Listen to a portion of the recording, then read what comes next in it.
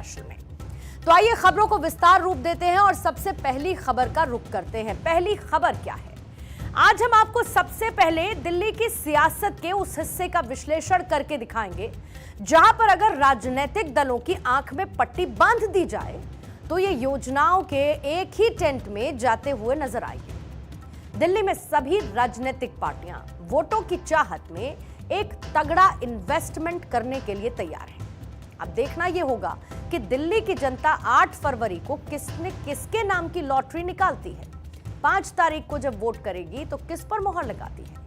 और दिल्ली के इस पूरे चुनाव की पहली लहर का विश्लेषण यह कहता है कि यह चुनाव पूरी तरीके से ग्रास रूटर्स और पैराशूटर्स को डिफाइन करने वाला है। यहां पर ग्रास रूटर्स वो हैं जो कि जमीन से उठे हैं और उठते ही जा रहे हैं, और वहीं पैराशूटर्स वो हैं जो आए तो बहुत ऊपर से हैं लेकिन अब वो नीचे जाते हुए नजर आ रहे हैं। यहां पर आम आदमी पार्टी और बीजेपी ग्रास रूटर हैं क्योंकि ये किसी एक परिवार की पार्टी नहीं बल्कि जमीन से उठी है, और वहीं कांग्रेस को पैराशूटर्स मान सकते हैं क्योंकि आए तो बहुत ऊंचाई से हैं लेकिन अब दिल्ली में इन्होंने डायरेक्ट फाइट से अलग हटकर लैंडिंग ले ली है।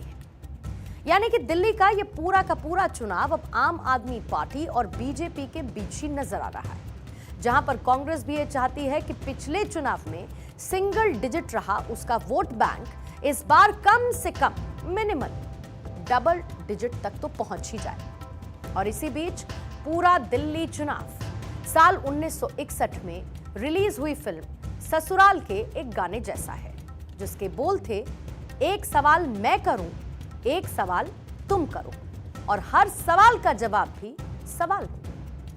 आज दिल्ली चुनाव में भी कुछ यही चल रहा है। दिल्ली विधानसभा चुनाव में बीजेपी और आम आदमी पार्टी एक दूसरे से सवाल पर सवाल पूछ रहे हैं, और इन सवालों का जवाब कोई किसी को नहीं दे रहा। बस सवाल के जवाब में भी केवल सवाल ही दागे जा रहे हैं। दिल्ली विधानसभा चुनाव में सवाल ही सवाल उठाए जा रहे हैं। बीजेपी आम आदमी पार्टी से भ्रष्टाचार और घोटाले पर सवाल पूछ रही है। आम आदमी पार्टी बीजेपी से कानून व्यवस्था पर सवाल पूछ रही है, जबकि कांग्रेस इन दोनों दलों पर एक दूसरे की बी टीम होने का सवालिया निशान लगा रही है।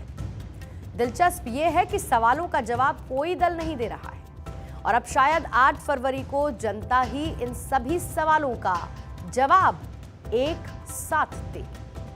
बहरहाल सवाल जवाब की इस सियासत में आज रामायण की भी एंट्री हुई है, जहां पर अरविंद केजरीवाल के एक बयानों पर सवालों की मारामारी शुरू हो चुकी है। दरअसल अरविंद केजरीवाल ने कल एक बयान में यह कहा था कि माता सीता ने लक्ष्मण को एक हिरण के पीछे भेजा था और यह हिरण का भेष बनाकर रावण ही वहां पहुंचा था। अब इस पूरे बयान पर विवाद हुआ, और न सिर्फ विवाद बल्कि जबरदस्त विवाद हुआ, जहां पर बीजेपी ने यह आरोप लगाया कि केजरीवाल चुनावी हिंदू हैं, और वहीं केजरीवाल ने पलटवार करते हुए कहा कि बीजेपी को इस बात का दुख है कि मैंने रावण का अपमान कैसे कर दिया है। एक दिन रामचंद्र जी खाने का इंतजाम करने जंगल में गए। माता सीता को अपनी झोपड़ी में छोड़ गए और लक्ष्मण को बोले कि तू सीता मैया की रक्षा करेगा।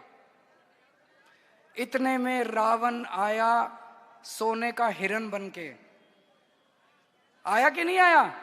सोने का हिरण बन के आया। सीता मैया लक्ष्मण को बोली मेरे को ये हिरण चाहिए। लक्ष्मण बोला ना मैया, भगवान राम कह के गए हैं कि मेरे को आपकी रक्षा करनी है। उसने बोली नहीं, मैं तेरे को आदेश देती हूं, जाओ और हिरण को पकड़ के लाओ। लक्ष्मण के पास चारा नहीं था, लक्ष्मण चला गया और वो रावण अपना वेश चेंज करके और सीता मैया का हरण करके ले गया। जिसने दिल्ली का नेतृत्व किया, ऐसा धर्मी हमारे श्री रामचरितमानस की गलत व्याख्या करता है, और जिस तरह से वो हमारे रामायण का मजाक उड़ाता है, ये बहुत निंदनीय है। मुझे हैरानी इस बात की है कि बातचीत में भी जिस तरह से झूठ बोलते हैं, कल भी उनको ये दिखा कि सोने का हिरण, और वो भी रावण, मतलब वो सोने के आडंबर से बाहर नहीं आ रहे हैं। शीश महल में भी उनको सोना इकट्ठा करना है, सोने के कमोड और सोने के वॉश मशीन लगवाने, और यहाँ भी उनको सोना ही चाहिए। तो भ्रष्टाचार में मुग्ध ये आदमी इतना मतलब आप समझे कि एक तरह से भोगी है कि इसको ये लगता है कि ये कुछ भी कहेगा तो सनातन उसे स्वीकार करेगा, ऐसा है नहीं। अरविंद केजरीवाल का बयान सुनने के बाद मुझे जरा भी हैरानी नहीं है, क्योंकि हमें ये पता है कि अरविंद केजरीवाल चुनाव में चुनावी हिंदू बनने की कोशिश करते हैं। कहते हैं ना कि विनाश काले विपरीत बुद्धि। तो इस 5 फरवरी के चुनाव के पहले जो बातें कल कही हैं अरविंद केजरीवाल ने, उसने बता दिया कि इस व्यक्ति का सत्य सनातन से, हिंदू धर्म से, राम की कहानियों से कोई दूर दूर तक सरोकार नहीं है। विधर्मी अरविंद केजरीवाल बोल रहे हैं कि रावण मृग बन के आया। ये कौन यूनिवर्सिटी से पढ़े थे अरविंद केजरीवाल? मैंने ये कह दिया कि जो सोने का हिरन था वो रावण सोने का हिरन बन के आया था, और सीता मैया उस सोने के हिरन के ऊपर वो हो गया। तो उन्होंने ये कह रहे हैं कि रावण नहीं बन के आया था, मरीची राक्षस बन के आया था।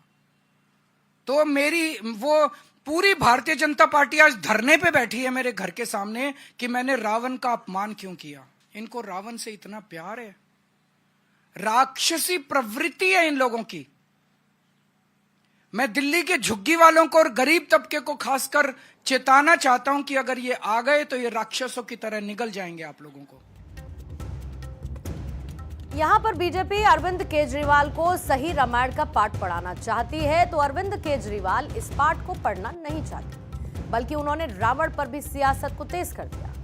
आप में से ज्यादातर लोग इस प्रसंग के बारे में जानते होंगे, लेकिन फिर भी जानकारी के लिए आपको ये बता दूं कि रावण ने जब माता सीता के हरण की साजिश रची तो वो मरीच के पास मदद मांगने के लिए पहुंचा। मरीच एक मायावी राक्षस था जो कि रूप बदलने में माहिर था, और मरीच ने ही सोने के हिरण का रूप धारण किया था, जिसे देखकर माता सीता ने लक्ष्मण को उनके पीछे भेज दिया था। और उसके बाद ही रावण ने धोखे से मां सीता का हरण कर लिया था। तो हमारे देश की राजधानी में एक ऐसी सियासत चल रही है जहां पर रामायण के भी फैक्ट्स नेताओं को क्लियर करने पड़ रहे हैं। यहां पर इसे आप सिर्फ ऐसे देख सकते हैं कि जैसे पत्रकारों ने आपको चुनावी रण जैसे शब्दों से इंट्रोड्यूस कराया।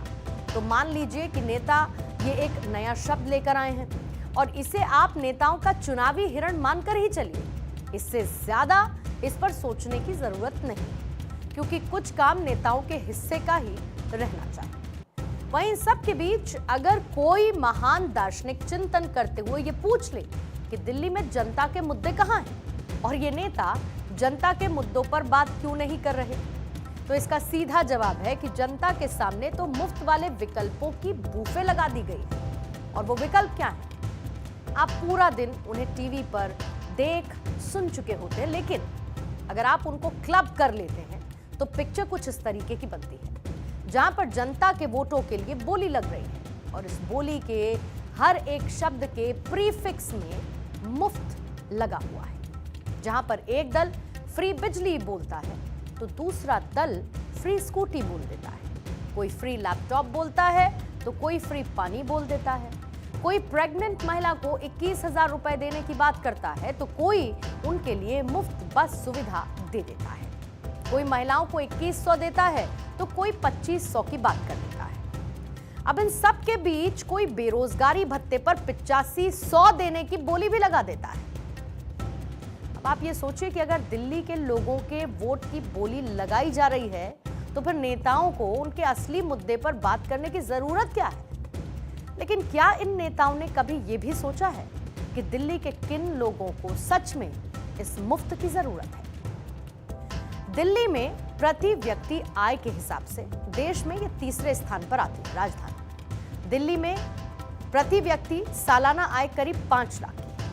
साल 2023 और 24 में प्रति व्यक्ति आय का जो आंकड़ा था वो 4,61,910 रुपए का था। वहीं दिल्ली से ऊपर दूसरे नंबर पर सिक्किम और पहले नंबर पर गोवा है। और दिल्ली की प्रति व्यक्ति आय राष्ट्रीय स्तर की प्रति व्यक्ति आय यानी कि 1,84,205 रुपए से दोगुनी से भी ज्यादा है। यहां पर प्रति व्यक्ति आय में 7.4% की बढ़ोतरी दर्ज की गई है। दिल्ली में प्रति व्यक्ति आय की लगातार बढ़ोतरी के बावजूद यहां पर गरीबी रेखा के नीचे रहने वाले लोगों की संख्या भी कुछ कम नहीं है।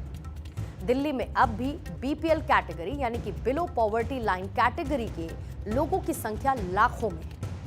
साल 2016 और 17 में यह आंकड़ा 17 लाख का था और तब ये दिल्ली की कुल आबादी यानी कि टोटल पॉपुलेशन का 9.91% की हिस्सेदारी रखता था। अगर आप बेरोजगारी दर की बात करेंगे, अनएम्प्लॉयमेंट रेट की बात करेंगे तो दिल्ली देश के टॉप 10 स्टेट्स में शामिल नहीं है। यहां पर ज्यादातर लोग कामकाजी हैं।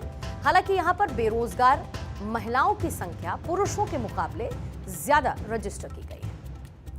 अब अगर राजनीतिक दलों को कुछ मुफ्त देना ही है तो उससे पहले एक ऐसा मॉडल बनाया जाए जहां पर इन आंकड़ों को भी ध्यान में रखा जाए, जिससे सरकारी खजाने की बैलेंस शीट भी ना बिगड़े और जनता को भी इसका लाभ मिल सके। दिल्ली विधानसभा चुनावों को लेकर हमारा आज का विश्लेषण ये कहता है कि रामायण और इससे जुड़े हिंदुत्व के मुद्दे पर आम आदमी पार्टी और बीजेपी दोनों का ही पॉलिटिकल होल्ड स्ट्रांग है। बीते कई सालों से अरविंद केजरीवाल खुद को हनुमान भक्त बताते रहे हैं और बीजेपी उन्हें चुनावी हिंदू बताती रही है, लेकिन कोई किसी पर भारी पड़ता हुआ नजर नहीं आया। वहीं पर जहां तक मुफ्त वाली योजनाओं की बात है तो इसको लेकर हमारा नजरिया बहुत साफ है कि अगर सरकार का बही खाता बिगाड़े बगैर प्रॉपर प्लानिंग के साथ विकसित देशों की तरह फ्री सर्विसेज, मुफ्त सेवाएं दे सकते हैं तो ये नागरिकों के लिए अच्छी बात है, क्योंकि अमेरिका और ब्रिटेन जैसे देशों में नागरिकों को मुफ्त इलाज, मुफ्त शिक्षा, रोजगार भत्ते जैसी कई सुविधाएं मुहैया कराई जाती हैं और ऐसा करने की एवज में सरकार उनसे टैक्स लेती है। भाई भारत में भी तो टैक्स लिया ही जाता है, लेकिन ऐसी सुविधाएं देना मुश्किल होता है। ऐसे में अगर कोई भी दल मुफ्त योजनाएं देकर किसी दूसरे विभाग में कटौती की कैची नहीं चलाता है तो ये राजनीति भी बढ़िया है। लेकिन यहां पर भी दो बातें हैं। पहली ये कि मुफ्त योजनाएं सिर्फ सरकारी कागजों तक ही सीमित नहीं रहनी चाहिए। मतलब जैसे आज हमारे देश में मुफ्त शिक्षा के नाम पर खोले गए सरकारी स्कूलों का हाल क्या है, ये किसी से छिपा नहीं। ठीक ऐसे ही सरकारी अस्पताल भी जनता को लाभ देने के लिए खोले गए, लेकिन वहां भी अस्पतालों का स्वास्थ्य खुद ठीक नहीं नजर आता है।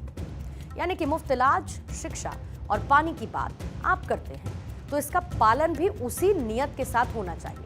सिर्फ क्षणिक नहीं, मोमेंट्री नहीं, बल्कि दूरगामी लाभ देने वाला होना चाहिए। और दूसरी बात यह कि मुफ्त की योजनाएं राजनीति में चुनावों का आधार नहीं होनी चाहिए, वरना नेता आपके असली मुद्दों पर भी उसी तरीके से कैंची चला देंगे जैसे कि वो आज एक दूसरे के बयानों पर कतरन की कैंची चला रहे हैं। अब हमने अपने पहले